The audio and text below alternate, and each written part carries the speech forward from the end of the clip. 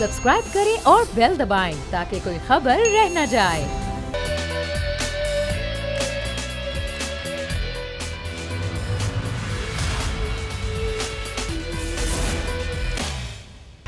बिस्मिल्लाहिर्रहमानिर्रहीम, अस्सलाम वालेकुम। प्रोग्राम में मैं सुमैया रिजवान आपको खुश आमदीद कहती हूँ। नाज़रीन, मुल्क में सियासी गहमा गहमी अपने उरूज पर है। मुलाकातों, राबतों और बयानात का सिलसिला जोर पकड़ चुका है। एक दूसरे के खिलाफ भी बयानात दिए जा रहे हैं और इत्तेहादियों के बयानात भी आ रहे हैं। और चौधरी परवेज़ इलाही, जिनके बयान ने कल खूब शोर मचा और उन्होंने जो एक बयान दिया जिसमें उन्होंने निजी टीवी को इंटरव्यू देते हुए कहा कि वज़ीर आज़म इमरान खान 100% मुश्किल में हैं। उन्होंने कहा कि इत्तेहादियों का झुकाव अपोजिशन की तरफ है। फिर उन्होंने कहा कि जो भी कुछ हो रहा है उसमें इमरान खान को खुद देखना चाहिए कि इस मामले को कैसे हल कर सकते हैं, क्योंकि इमरान खान ने सबके साथ हाथ किया। रात को उन्होंने इंटरव्यू में बात की, सुबह उन्होंने अपना बयान चेंज कर लिया और अपने इस बयान से ही वो यू टर्न ले लिया उन्होंने। और उन्होंने कहा कि हम तो इत्तेहादी हैं, हम तो इमरान खान के साथ हैं, हम हुकूमत को छोड़ के कहीं नहीं जा रहे और हमारा जो साथ है वो इमरान खान के साथ ही है और जो भी फैसला होगा वो मुशावरत के साथ किया जाएगा। फिर उन्होंने ये भी इस बात पर भी जोर दिया कि क्योंकि हम एक अलग पार्टी हैं तो राय अलग हो सकती है, लेकिन हम हैं हुकूमत के साथ ही और हुकूमत का साथ देंगे। अब वो किस हद तक साथ है और किस हद तक साथ नहीं है।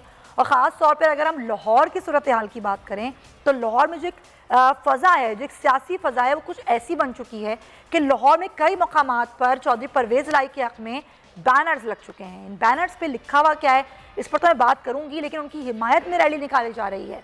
जो काफ लीग की जो विंग है वो ये चाहता है कि फजलुर रहमान और दीगर अपोजिशन जमातें हैं जो ऑफ़र कर रही हैं परवेज़ इलाही को वज़ीर आला बनने की, वो ऑफ़र बिल्कुल ठीक है, उनको वज़ीर आला बनना चाहिए। तो क्या कुछ हो रहा है कुछ दिनों में और क्या कुछ होगा, क्योंकि MQM के जवाब का इंतज़ार है काफ लीग को। उनके जवाब के बाद ही हतमी फ़ैसला किया जाएगा। इसी पर बात करते हैं। हमें ज्वाइन करें पाकिस्तान तहरीक इंसाफ से उस्मान सईद बसरा साहब, उनसे भी हम बात करेंगे। बहुत शुक्रिया आपके वक्त का। और हमें ज्वाइन करें Khawar Abbas, deputy bureau head हैं लाहौर के। ज़रा उनसे पहले खबर जानते हैं खावर से कि हो क्या रहा है आखिर पंजाब में। खबर बताइए कि पहले परवेज़ इलाही साहब कुछ कहते हैं, फिर उसके बाद अपने बयान से वो यू टर्न लेते हैं, फिर उनके हिमायत में कुछ बैनर्स लग जाते हैं लाहौर शहर में। पहले तो बताइए कि ये बैनर्स किसने लगवाए, इन बैनर्स पे क्या कुछ दर्ज है और खबरें क्या हैं, कहाँ है काफ़ी, कहाँ स्टैंड कर रही है? सुमैया साहबा, पहले दिन से यही खबरें गर्दिश कर रही हैं हुकूमत के अंदर के चौधरी बरादरान जो हैं वो वज़ीर आला की नशिस्त पर विराजमान होना चाहते हैं। स्पीकर की नशिस्त से वो खुश नहीं थे चूँकि वो इत्तेहादी हैं और उन्हें मुख्तलिफ़ किस्म की वजारतें सूबे में भी ऑफ़र की गई और उसके बाद जो है बहुत सारी खबरें आपने ऐसी सुनी कि वफाक में दबाव डालकर जो है मोहन सलाई साहब को भी जो है वज़ीर बनाया गया। अब ये जो सारी तहरीक अदम एतमाद की सूरत हाल पैदा हुई तो इसमें एक एक वोट कीमती हो चुका था। जो काफ लीग है वो इसलिए ज़्यादा अहमियत इख्तियार कर चुकी है कि उसकी वफाक और सूबे में दोनों जगह पर इत्तेहादियों को ज़रूरत पड़ रही है। जो बाकी जमातें हैं उनका ताल्लुक जो है वो दूसरे सूबों से है, उन सूबों के अंदर तहरीक इंसाफ की हुकूमत का कोई लेना देना नहीं है, ताल्लुक नहीं है। मगर जब आप पंजाब की बात करते हैं तो सूबे की सतह पर भी इनके पास 10 नशिस्तें हैं और वफाक में इनके पास 5 नशिस्तें हैं। उस पर जो है वो अपोजिशन ने इनके साथ राब्ते करने शुरू किए। पहले इन राब्तों को जो है वो हुकूमती जमात कहती रही कि ये सियासी लोग हैं, मुलाकातें करते रहते हैं, इत्तेहादी हमारे साथ खड़े हैं। फिर आपने गुज़श्ता रोज़ चौधरी परवेज़ इलाही साहब का एक बयान सुना जिसमें उन्होंने फिर बड़ी सारी बातें खुलकर कह दी, बल्कि यहाँ तक कह दिया कि अपोजिशन हमें जो है वज़ीर आला की ऑफर कर रही है, हुकूमत क्यों नहीं कर रही। तो जब उन्होंने ये सारी सूरत हाल देखी तो कल का जो उनका आगे अपनी क्रीज में से निकल कर वो खेले हैं और पिच के आगे आकर उन्होंने शॉट किया, जिसके बाद जो है वो हुकूमती हलकों में खासी तशवीश पाई गई और उसके बाद काफ़ी हलचल शुरू हो गई। इसी दौरान जो एक शुरू से एक मामला चल रहा है कि नून लीग के अंदर भी कुछ ग्रुप्स मौजूद हैं। तो वज़ीर आला जो है अगर चौधरी परवेज़ इलाही आते हैं और तो इसकी सूरत में वज़ीर आज़म ऊपर शहबाज शरीफ होंगे वफाक के अंदर। तो जो नून लीग के अंदर मरियम नवाज साहिबा का ग्रुप है उन्हें वो अपना ग्रुप डूबता हुआ दिखाई देता है, जिसके बाद उधर से फिर खबरें आना शुरू हो जाती हैं कि चौधरी परवेज़ इलाही हमें किसी तौर जो है बहसियत वज़ीर आला कबूल नहीं है। आज भी सुबह यही हुआ कि जैसे ही वज़ीर आला बनने के हवाले से चौधरी परवेज़ इलाही साहब के बयान सामने आए तो नून लीग की जानिब से इस पर थोड़ा सा रद्द-ए-अमल आ गया और फौरी तौर पर मंजे हुए सियासतदान होने का जो है वो मुजाहिरा किया चौधरी परवेज़ इलाही ने और भागकर वापस क्रीज में पहुंचने की कोशिश की है और फिर से बयान दिया है कि हम इत्तेहादी हैं और मगर जमात हम अलग हैं और वज़ीर आज़म जो है ईमानदार हैं, उनकी नीयत कांवर ये तो हमें सब पता है ना। आप हमें खबर दें, आप हमें ये खबर दें कि ये फैसला कब होगा, ये ऐलान कब होगा इत्तेहादियों की जानिब से? समैया इत्तेहादियों की जानिब से काफ लीग लीड कर रही है, तो उनका ऐलान सीधा सीधा है हमारे जराये के मुताबिक कि अपोजिशन या हुकूमत जो उन्हें वजीर आला की सीट देगा वो उसके साथ जाके ठीक है। बसरा साहब जराये जो है यही बता रहे हैं। बिल्कुल सही। बसरा साहब, कल जो सारी गुफ्तगू हुई और आज जो गुफ्तगू हुई परवेज़ इलाही की जानिब से, ज़ाहिर आप हुकूमत क्या सोच रही है? क्योंकि सारा मुद्दा जो अटक गया है वो है कि भाई वज़ीर आला की ऑफ़र कौन देता है। तो क्या हुकूमत ने अभी तक काफ लीग को ये ऑफ़र दी है या इस पर कोई बात नहीं हुई है? बिस्मिल्लाहिर्रहमानिर्रहीम। एक तो बड़ा शुक्रिया सुमैया आपका। देखिए, चाय की प्याली के अंदर एक बड़ा तूफ़ान उठा हुआ है और ख़ास तौर पे अब वो पोर्ट्रे इस तरह से हो रहा है, दिख ये रहा है कि वाकई कोई तूफ़ान ही उठा हुआ है। ऐसा कुछ भी नहीं है। मैं आपको बताऊं, ये एक फ़ेज़ है। इस फेज़ से गुज़र के चीज़ें ऐसी स्टेटस को की तरह आगे चली जाएंगी। ये आप देख लीजिएगा, मैं भी आपके साथ प्रोग्राम करूंगा आने वाले दिनों के अंदर भी, आप भी देख लीजिएगा। लेकिन मसला ये है क्योंकि आजकल लोग टीवी लगा के बैठे हुए हैं, अदम एतमाद का मौसम चल रहा है, एक तो बाहर आई हुई है, अदम एतमाद का मौसम चल रहा है, लोग हर तरफ देखना चाह रहे हैं कोई मसाले वाली बात निकले। देखिए, कल उन्होंने एक बात की, आज उन्होंने उस बात की तरदीद की। जो उन्होंने बात की तरदीद की है, आप देखिए कि आखिरी बात तो उनकी वही है, तो वो अगर आप बात देख लें तो बात बड़ी बिल्कुल वाज़ेह है। देखिए, मसला ये है कि जिस तरह आज प्राइम मिनिस्टर ने सवात के अंदर बात की, उन्होंने कहा कि ये तीनों जो स्टोचेज हैं, ये तीनों के तीनों लोग जो हैं, ये जरदारी साहब जो सरे महल वाले हैं, शहबाज शरीफ साहब जो मुश्ताक चीनी के मालक हैं और टीटीओ वाले हैं, और उनके साथ मौलाना जो 40 लाख की सरकारी लस्सी वाले हैं, और ये जो जिनके वालिद साहब पाकिस्तान बनाने के जुर्म में का इर्तिकाब करते हुआ है और मैं शामिल नहीं हूँ, ये सारे के सारे वज़ीर आज़म के निशाने पे आ चुके हैं। आज देखिए, मैं आपको बताऊँ 27 को हमारा यहाँ जलसा होगा। ये जलसा असल में एक रेफरेंडम होगा, जलसा नहीं, एक रेफरेंडम होगा। 10 लाख से ज़्यादा पाकिस्तानी जब यहाँ पे आएंगे तो वो तईद करेंगे वज़ीर आज़म पाकिस्तान इमरान खान के उस फैसलों की जिनकी वजह से तरीक़े अदम एतमाद का शोर है। लेकिन वो 3-4 बड़े फ़ैसले हैं जिन्होंने तरीक़े अदम एतमाद की जो चाय की प्याली में तूफ़ान बर्पा किया हुआ है। इमरान खान बात करते हैं रियासत मदीना की, तो नाम नहाद मौलवियों को और मज़हब फ़रोशों को रियासत मदीना, तो ये सियासत की हद तक तो वो उनकी मतलूब व मकसूद है, अमल से नहीं है। तो वो तरीक़े अदम एतमाद की बात कर रहे हैं। इमरान खान बात करते हैं आज़ाद इंडिपेंडेंट फॉरेन पॉलिसी की, लेकिन आपको याद होगा कि ये जो विकीलीक्स के अंदर आया कि कौन से मौलवी साहब थे, फजलुर रहमान साहब, जो पैरों में बैठ के अमरीकी सफ़ीर के इक़्तिदार मांगते रहे हैं।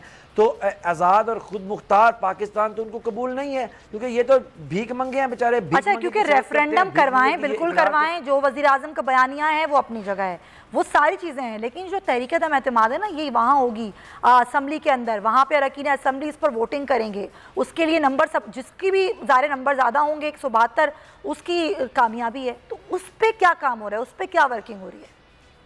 सुमैया, देखिए, इतने तो हम भी बच्चे नहीं है ना, हमें मालूम है कि ईवान जो पार्लिमान है, जो कौमी असम्बली के अंदर ये वोटिंग होनी है, हमें मालूम है कि 172 अरकान पूरे करने अपोजिशन ने, और हमें मालूम है कि उनके पास 172 अरकान नहीं हैं। अब ये सारे के सारी नर्व्स गेम हो रही है। हम तो ये कह रहे हैं कि आप 172 अरकान लेके आएँ। हम पाकिस्तान की कौम को बुला रहे हैं कि वज़ीर आज़म के साथ, जिन्होंने पाकिस्तान के इस वज़ीर आज़म को पाकिस्तान में सबसे ज़्यादा वोट दिया है, वो आएंगे 27 को। तो ये वोटिंग पे नोटिफिकेशन कब आ रहा है? ये वोटिंग का नोटिफिकेशन कब आ रहा है बसरा साहब?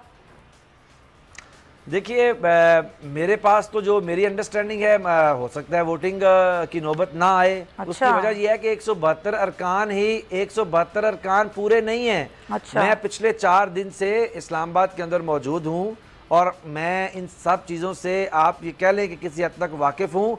मुझे लगता है कि ये आर या पार वाला हाल होने जा रहा है। बसरा साहब, ये कहा जा रहा है कि हुकूमती हल्कों पर इल्ज़ाम लगाया जा रहा है कि इस तरह की ये बेबुनियाद खबरें हुकूमती हल्के फैला रहे हैं कि वोटिंग की नौबत ही ना आए। इसकी क्या स्ट्रेटेजी है, कैसे नौबत ना आए, क्या होगा?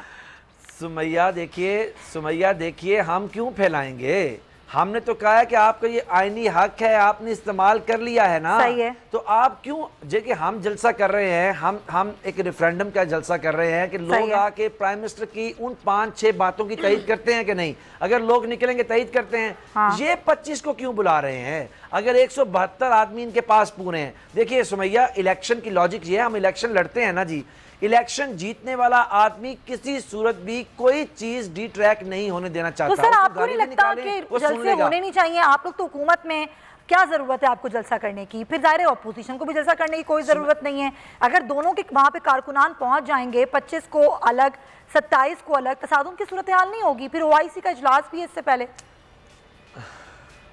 देखिए मैं तो आपको ये कह रहा हूं कि ये 172 से ही भाग जाना इन्होंने। आपको याद होगा सुमैया कि आर या पार के नारे लगाते रहे 3 महीने, दिसंबर की डेट दी, जनवरी की डेट दी, इस्तीफों की डेट दी। ये भगौड़े हैं, इनकी कोई जुबान नहीं है, ये भाग जाएंगे। ये मेरा, मैं आपको बता रहा हूं 172 का फिगर, क्योंकि पैसा चला रहे हैं हराम का। मैं हमारे MNAs के पास जा रहे हैं, आप आए ना पार्लियामेंट लॉजिस के अंदर मेले लगे हुए हैं, ज़मीरों के जो खरीदार हैं गाड़ियों में पैसे भर भर के फिर रहे हैं, 70-70, 80-80 करोड़ रुपया लेके अल्लाह उनको रुसवा कर रहा है गलियों के अंदर। क्यों?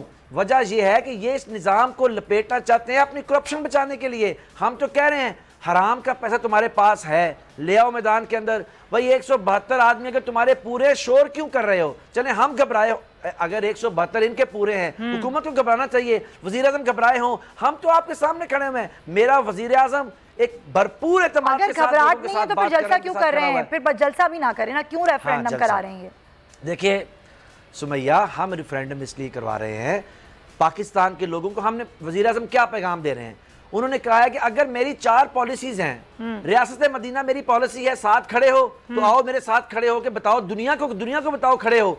मैंने इंडिपेंडेंट फॉरेन पॉलिसी है, मेरे साथ खड़े हो, आओ दुनिया को बताओ। मैं पाकिस्तान को एक नए मदीना जैसी रियासत बनाना चाहता हूं, मेरे साथ खड़े हो, आओ बताओ। मैं सेहत कार्ड की सूरत में रियासत को माँ की जैसा बना के गरीब आदमी के साथ खड़ा हूं, मेरे साथ हो तो बताओ आगे लोगों को, और बताओ लोगों को कि हम पाकिस्तान की जमीन पे ड्रोन अटैक नहीं होने देंगे, एब्सोल्युटली नॉट के साथ खड़े हो। ठीक है सर, लोगों को साथ रखना एक अलग मैटर है, लेकिन अभी यहाँ पर जो जरूरत है वो है वो गोल्डन नंबर 100 में तहरीक अदम एतमाद को नाकाम बनाना है। उसके लिए भी तैयारी होनी चाहिए, सिर्फ बयानात से तो कुछ भी नहीं होना। इमरान याकूब साहब अभी ज्वाइन कर चुके हैं, सीनियर तजियाकार हैं, सहाफ़ी हैं, उनको भी हम वेलकम करते हैं शो में। इमरान साहब बहुत शुक्रिया, आपने वक्त निकाला। अब ये जो सारी मुलाकातें हैं, ये बातें हैं, ये बयानात हैं, और ख़ास तौर पे जिसका चर्चा है सबसे ज़्यादा वो है अभी परवेज़ इलाही साहब का बयान, फिर उस बयान से उनका यू टर्न। आपको लगता है कि हुकूमत को समझ आ रही है कि इत्तेहादी क्या गेम खेल रहे हैं, और इस गेम से हुकूमत निकल जाएगी? आपको लग रहा है ऐसा कुछ? सुमैया, 2 चीजें हैं। एक तो ये कि मैं उस्मान बसरा साहब मेरे दोस्त हैं, भाई हैं, उनकी आवाज नहीं मुझे टेक्निकल की प्रॉब्लम की वजह से आ सकी, लेकिन मैं उनकी अपने दिल की आवाज से सुन सकता हूँ। मुझे पता है कि उनकी सोच और राय क्या होगी, लिहाजा लिहाजा इतना वो फिक्रमंद होने की बात नहीं है। खावर की गुफ्तगू मैंने सारी सुनी, खावर की मैंने गुफ्तगू सारी सुनी है। 2 चीजें बड़ी क्लियर है। पहली बात ये है कि काफ लीग जो है असल में उसने गेम तो अपनी बड़ी अच्छी खेली थी, शतरंज की बसात पे उन्होंने जो अपने मोहरे थे बड़े ठीक फिट किए थे। इस पूरे अमल में इनकी लॉटरी भी निकल सकती है और उनका दरम तख्ता भी हो सकता है। लेकिन शोमे किस्मत के इमरान खान साहब पहले उनको ऐसे टक्कर गए कि जो पहले भी 3.5-4 साल में उनके साथ जो थे, आपको पता याद ही होगा कि मुनसलाई को वजारत का जो मामला था वो भी कितनी देर लटका रहा। उसके बाद फिर अब वजारत आला का मामला जो था, इस पे कभी उन्हें कहा गया कि हम आपको बनाते हैं, कभी नहीं। कल वाला जो इंटरव्यू था महर बुखारी का, जिसका आपने भी जिक्र किया, असल इशू ये है कि वो इंटरव्यू असल में चौधरी के दिल की आवाज़ थी।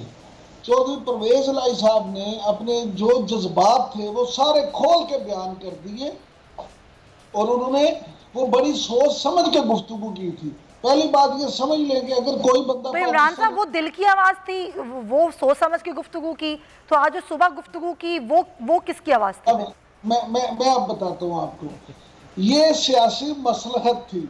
अच्छा।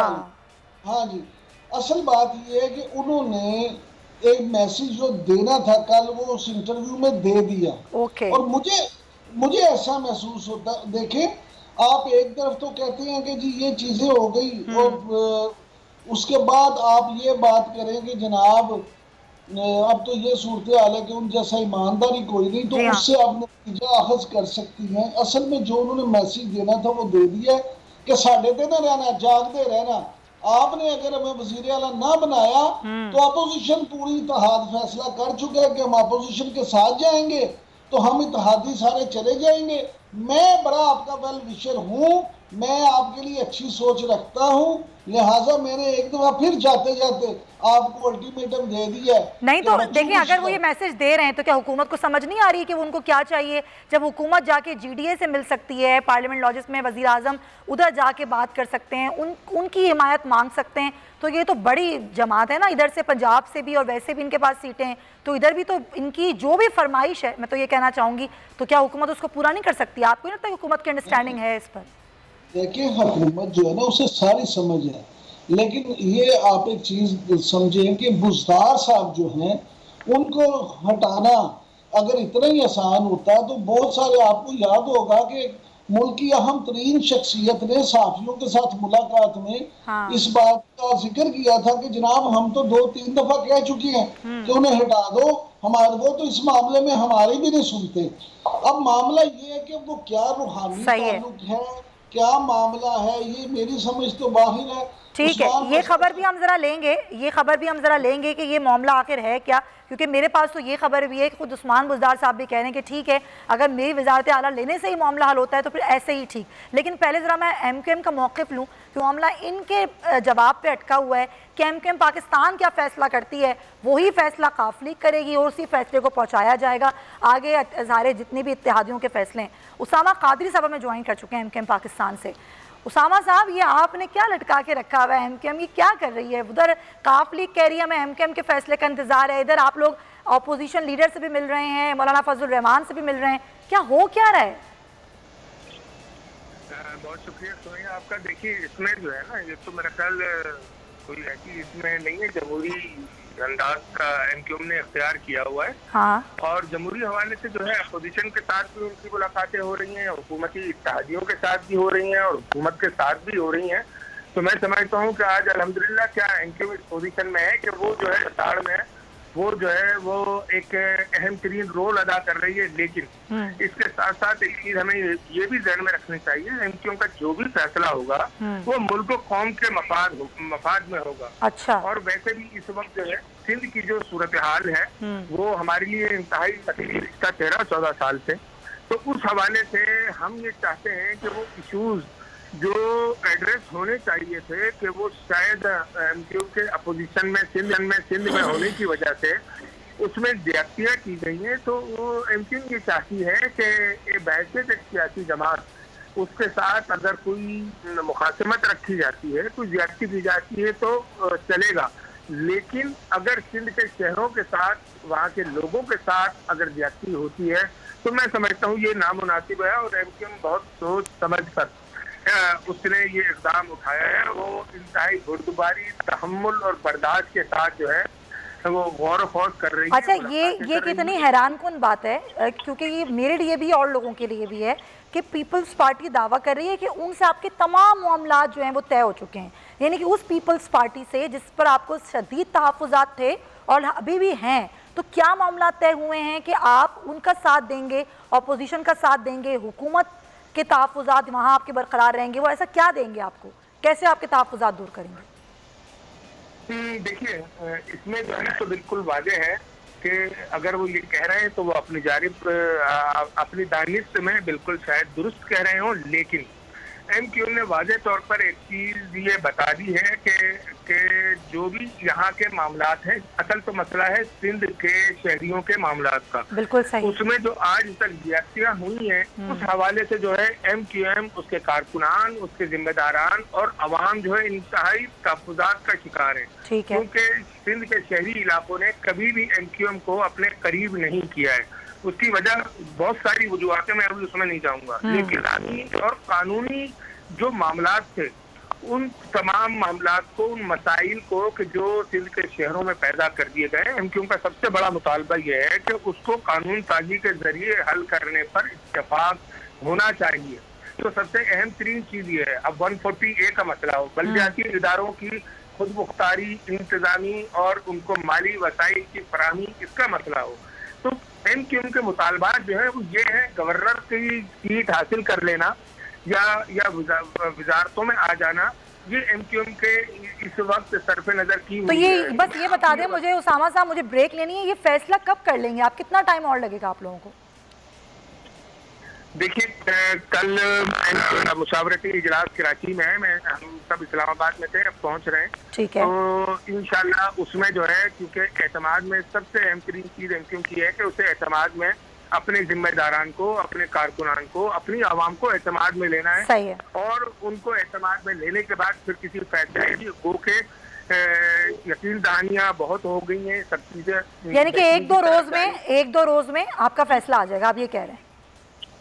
मैं बस जैसे ही हमारी आवाम कारकुनान जो है, ठीक है, वो बता देंगे तो इंशाल्लाह। ठीक है उसामा कादरी साहब, खुलकर करें। ठीक है, बहुत शुक्रिया आपका, और हमारे साथ आपका भी बहुत शुक्रिया। हमारे साथ इमरान याकूब साहब और उस्मान सईद बसर साहब मौजूद हैं। प्रोग्राम में एक ब्रेक शामिल करेंगे।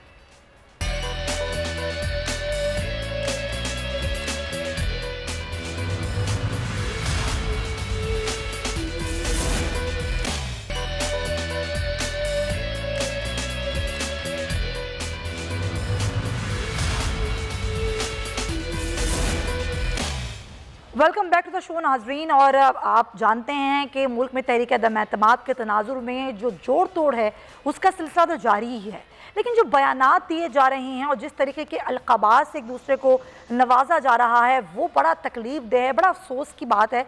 और हमें हमेशा से सिखाया जाता है बचपन से कि चाहे कितना भी आपका दुश्मन हो बड़ा, लेकिन आपने उसके लिए अल्फाज मुनासिब इस्तेमाल करने हैं, ऐसे अल्फाज नहीं इस्तेमाल करने जिसमें बाद में आपको शर्मिंदगी हो। लेकिन अफसोस की बात यह है कि हमारे सियासतदान जो कि रोल मॉडल होते हैं, जिनको हम अपने कीमती वोटों के ज़रिए ऐवान तक पहुंचाते हैं, ये मुअज़्ज़ज़ अरकान असम्बली किस तरह के अल्फाज से, किस तरह के अलक़ाबात से एक दूसरे को नवाजते हैं और धमकियाँ देते हैं। ज़रा आप सुनिए, फिर इस पर बात करते हैं। जी, उस्मान सईद बसर साहब वज़ीर-ए-आज़म स्वात जलसे में ये कह रहे थे इलेक्शन कमीशन को मुखातिब करके कि इलेक्शन कमीशन बताए कि ये हॉर्स ट्रेडिंग कैसे हो सकती है, कैसे इसकी इजाज़त हो सकती है कानून में। लेकिन आप मुझे ये बताइए कि एक तरफ तो ये हॉर्स ट्रेडिंग का मामला है कि जी ये नोटों के भरे थैले, इससे लोगों को ख़रीदा जा रहा है, इससे लोगों को, हमारे MNAs को ख़रीदा जा रहा है। लेकिन जिस तरह की धमकियाँ हुकूमत की जानिब से दी जा रही हैं कि अगर आप में इतना दम है तो इसी से होके जाओ और जाके वोट डाल के आओ, तो क्या ये MNAs को बाकायदा धमकियाँ दी जा रही हैं, लोगों को धमकियाँ दी जा रही हैं कि आप हमारे ख़िलाफ़ नहीं जा सकते? अच्छा सुमैया, आपके बात के दो हिस्से हैं, दोनों पे बात करना बड़ा ज़रूरी है। इलेक्शन कमीशन के किरदार पे बात करना बड़ा ज़रूरी है। देखिए मसला ये है कि जब तक हम अपनी गलतियों और कोताहियों पे बात नहीं करेंगे तो बात बनेगी कैसे। आप मुझे बताइए कि सेनेट का इलेक्शन हुआ, क्या आप लोगों ने कवर नहीं किया कि वहाँ पे एक नंगी धांधली करते रहे, नेकेडली, ब्रूटली नेकेड किस्म की धांधली हुई, पैसे लेके, वजारतों के लालच दे के लोगों को कराची हुकूमत के अंदर, सिंध हुकूमत के अंदर अकोमोडेट करने से लेके ये गिलानी साहब के बेटे क्या करते रहे। और मैं आपको बताऊं इससे भी जो दिल गिरफ्ता बात है वो ये है कि उन्होंने तो किया जो किया वो तो पैदावार इस चीज़ की है ना, जो इसी तरह से आए हैं सियासत के अंदर। इलेक्शन कमीशन में जब इसका केस की हेयरिंग हुई और वो वीडियोस वहाँ पे इलेक्शन कमीशन के तमाम मुअज़्ज़ज़ अरकान के सामने चली, तो उन्होंने कहा कि इसमें क्या ऐसी बात है जिस पे हम एक्शन लें।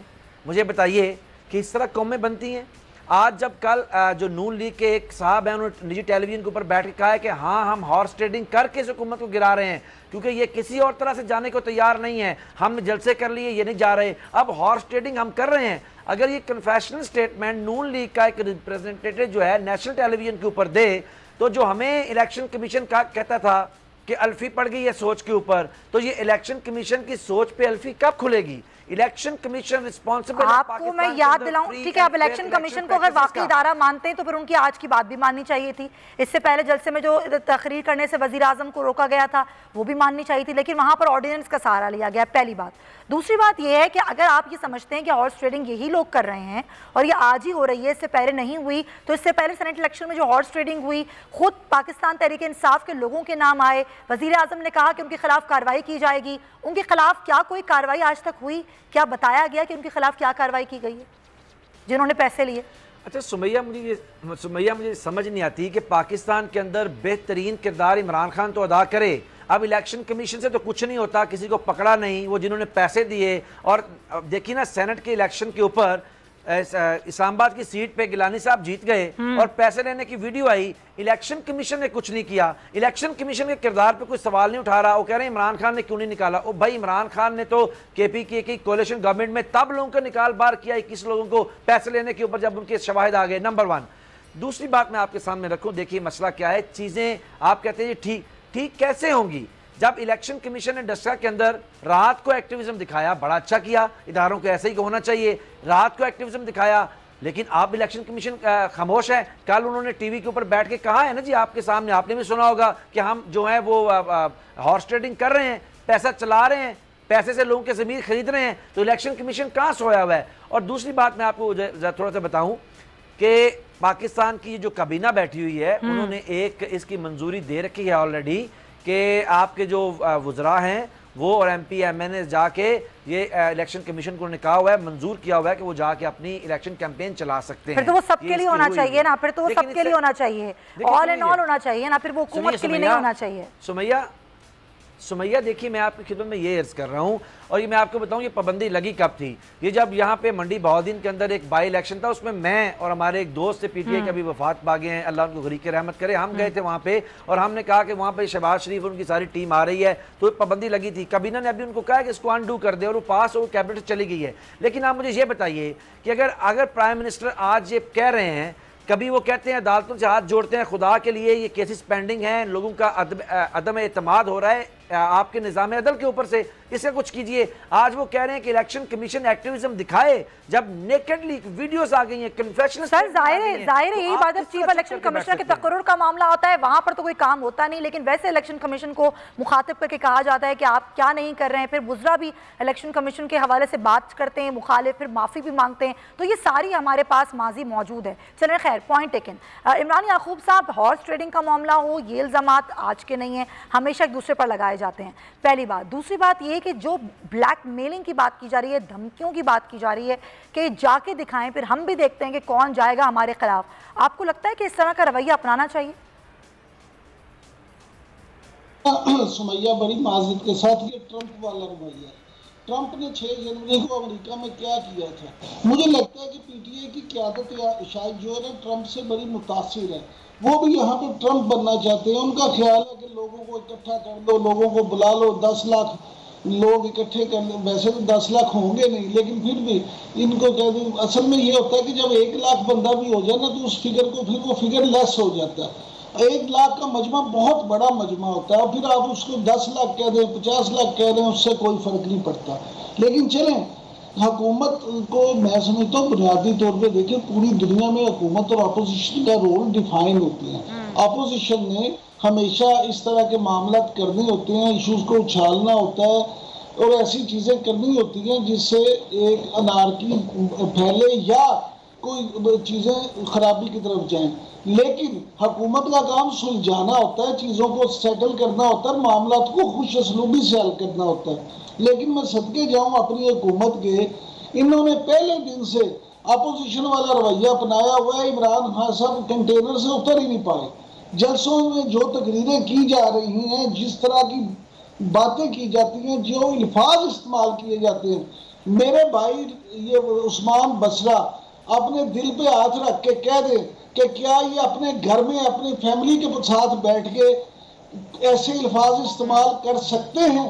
तो मैं कहूँगा जी बिल्कुल ठीक है। प्रॉब्लम ये है कि हमने बस ये कौम ये फैसला कर लिया है कि हमने खुद ठीक नहीं होना, सारी जिम्मेदारी हमने दूसरों पे डाल दी है। अब हुकूमत रवैया ये अपनाए हुए है कि जी इलेक्शन कमीशन ठीक हो, फलां ठीक हो, अपोजिशन ठीक हो, लेकिन असी ठीक नहीं होना। और हम जो करें वो ठीक है, जो हम करें उस पे उसकी सब तारीफ करें। हम जलसों से खिताब करने जाएं, हमें कोई कुछ ना कहे।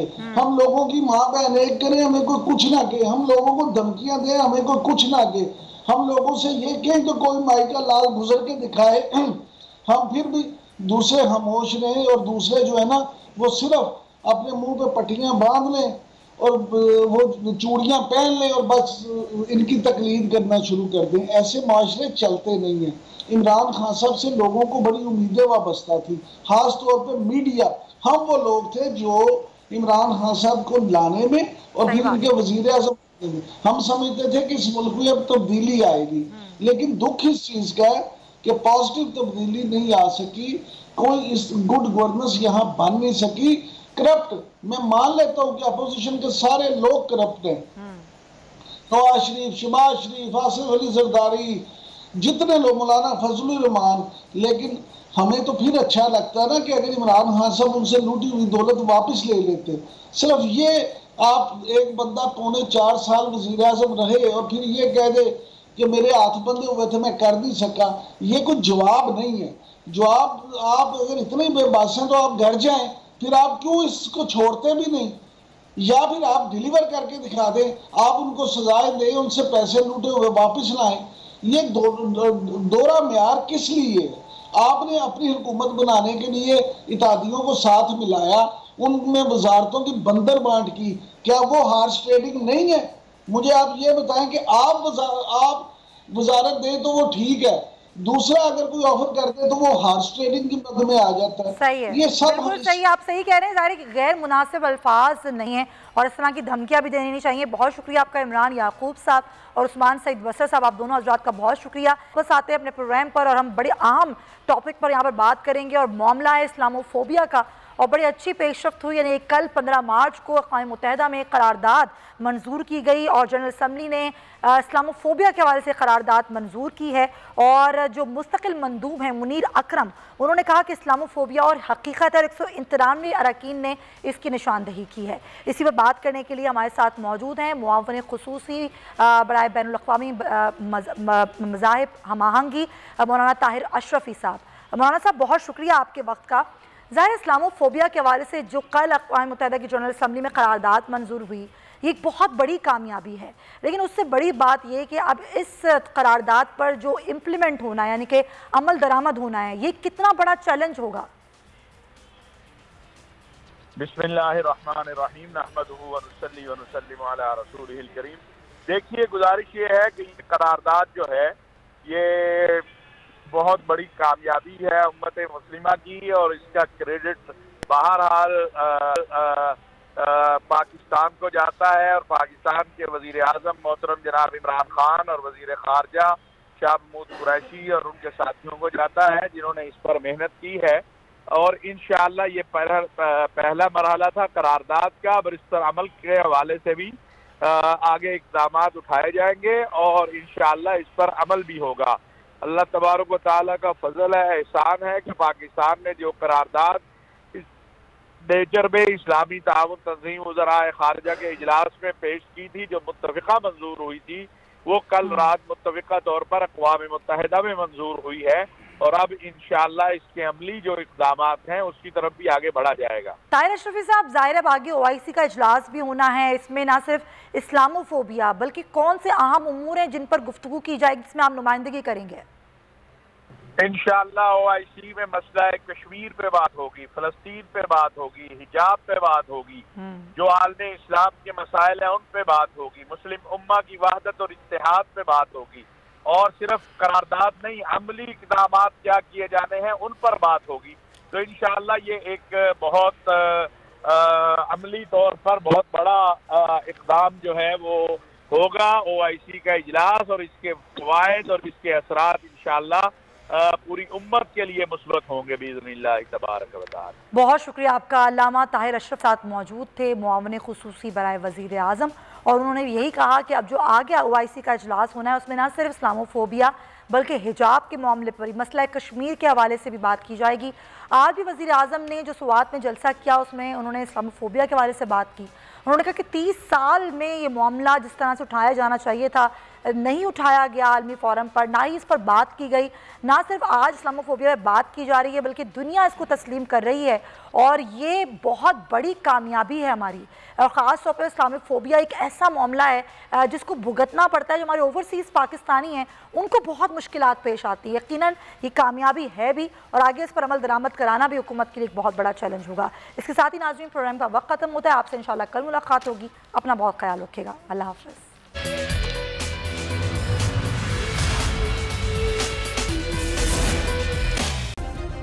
सब्सक्राइब करें और बेल दबाएं ताकि कोई खबर रह न जाए।